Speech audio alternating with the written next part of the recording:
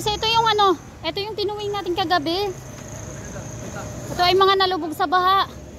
Ito ay Bistrom 750 ata yan or ano 1,000. Ito Bristol 400. So marami pa rin pala talaga na nalubog sa baha na hindi pa naka-recover hanggang ngayon ano. Kasi nung time na kasagsagan na nagre-rescue kami. So marami din nung kasagsagan na nung natapos na yung ano, nung natapos na yung ano ba tawag niyan? Natapos na yung baha. So marami kaming na-rescue. Buong maghapon kaming nagre-rescue ng motor.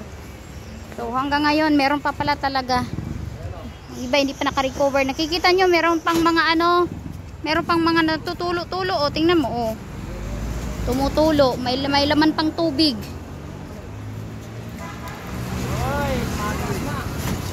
Oy, ang dami. Hop, yeah.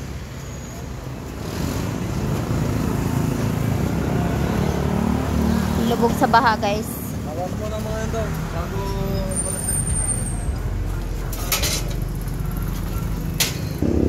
tingnan nyo guys, yung ano niya oh. Ano ba nangyari dito? Ba't nag-iba na yung kulay? Hala. kalawang na loob niya. May kalawang. Kalawang na loob niya. Kalawang yung loob. Shit. Ano sa baha? Ganda ng ano. Tikman mo daw. Yan. At ito yung ano ating ginawa ngayong araw. Ano dyan to? Ginawa mo dyan to? Nag-top overall to. Top overall? Timing na lang. Sa timing na lang kulang yan. Ito ay ano. Ito ay ano ba to to?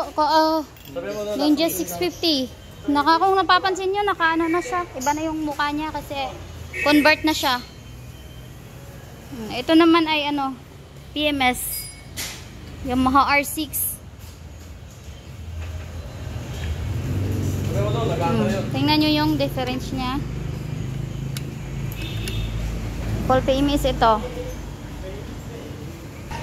Ito naman yung Z1000 na binaba natin yung makina niya.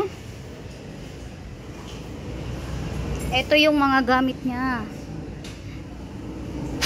Yung gamit ng Z1. Ano na lang kulang dito to? Ha? Fourth gear.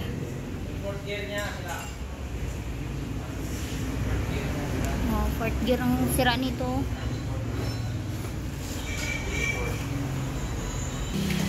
So ayan, mamaya umpisa na yan. Ano mo muna dong, linisan mo muna siya. Carwash mo muna tapos i-ano mo. Pagkatapos hawasin na lahat yan. Linisan kasi lahat yan guys kasi lubog talaga kasi yan.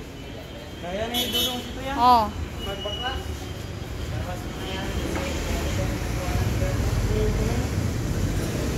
Sayang ng mga motor.